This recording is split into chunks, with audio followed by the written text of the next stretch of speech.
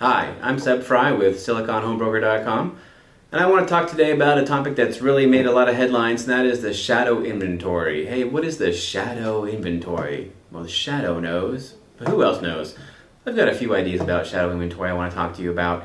There's a lot of talk out there about all these homes which may come flooding the market, and then they're going to, inundate inventories and just basically cause prices to crash down further because there'll just be too much supply and not enough demand.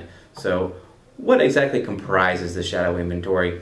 Well, they used to be talking a year or two ago about pent-up buyer demand, that all these buyers were waiting on the sidelines, they were going to come rushing into the market, and that was going to drive prices back up again because there was a pent-up buyer demand. And that was true to some extent back when there were jobs, but now that a lot of jobs are gone, we find that there really isn't that much pent-up buyer demand. Overall, buyer demand is fairly weak, except for the lowest priced properties.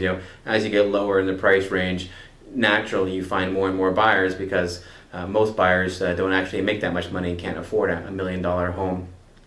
So the flip side of pent-up buyer demand is pent-up seller demand. And so what you have is many people who maybe would like to sell a house but are waiting for the market to turn around, and so they haven't been trying. But they do want to sell their house because maybe they want to move to Florida, or they want to retire, or maybe somebody died and the trust has it and they're just waiting for the market to rebound before putting it on the market. There's a lot of people basically who maybe could sell their house but are waiting, but eventually they're going to get tired of waiting. They don't want to put off that move to Florida any longer, or maybe they're in a 2-story house. They don't want that anymore. They want a 1-story house.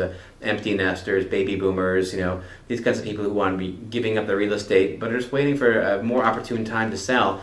What if that opportune time never comes? What happens if people suddenly realize, hey, the market really isn't going to come roaring back to 2005 and 2006 levels? And when those people realize that, they will in fact start flooding the market. The question is, will it be gradual, or will it be over a compressed time period like a year or two?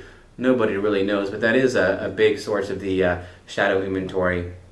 Another part of the shadow inventory really comes from people who are underwater. That is to say, they owe more on their properties than they're currently worth, and they need to sell those properties by way of a short sale. But up until now, short sales have been very difficult to accomplish, and the number of reasons for that, and I don't really want to go into them at the moment just for time, but that's scheduled to change now with the new HAFA program, the Home Affordability Foreclosure Alternative Program, which is going to start going here in April. And that may happen that the floodgates on short sales will open up, and a lot more short sales will be facilitated, and that right there might actually cause a lot of the inventory, which is right now in shadows, to come out onto the actual market and serve to drive down prices some as well. A lot of times when they talk about shadow inventory, they're talking about banks who are keeping their assets off the books, off the MLS. They have these assets on their books, but for whatever reason, they haven't put them on the market. So it could be they've already actually foreclosed on the market and aren't actually selling them. For example, you hear sometimes where banks are renting out the properties to the former owners for a time period, or allowing the former owners to modify their loan after foreclosure, but yet they may not be successful. But for whatever reason, these lenders are building up stocks of such properties where they have been foreclosed on. The bank is the owner. The bank will want to sell them either to the former owner or tenant, or eventually to somebody else. Where's all that inventory building up? Also, you hear about banks who are not doing notices of default. They're not even beginning the foreclosure process because their pipelines are full. They don't even want to begin that. They're just overwhelmed. But they could start the foreclosure process.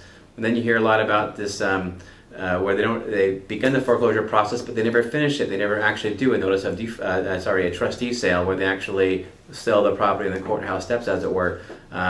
They stop at that point. Before that, well, maybe they're working on a loan modification or a short sale or whatever, but there's many properties clearly which the banks could foreclose on, but they're not doing. And again, this comprises also the shadow inventory. So those are some of the aspects of the shadow inventory. There's many different parts of it, but the reality is that the exact size of the shadow inventory is completely unknown. Nobody knows how big it is or how quickly it will come to market, if indeed it ever comes to market. There's no guarantees that it will or there won't.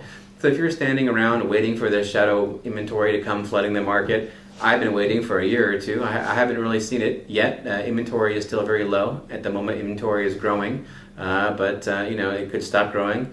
Who really knows? I think the key is if you find a property that meets your needs, and you can afford it, and you plan to be there for several years, at least 5 to 10 years, because real estate is a long-term investment, then it's something you might want to consider doing. So the shadow inventory, a bird in the hand is worth two in the bush. I don't really know what's coming, but either way, I can say that it's best to make your purchase based on facts, not on speculation about what might happen with shadow inventory. So I'm Seb Fry with SiliconHomebroker.com. Call me at 408-548-7348 or email me at broker@siliconhomebroker.com, or of course visit me on the web at www.siliconhomebroker.com. Thanks for watching.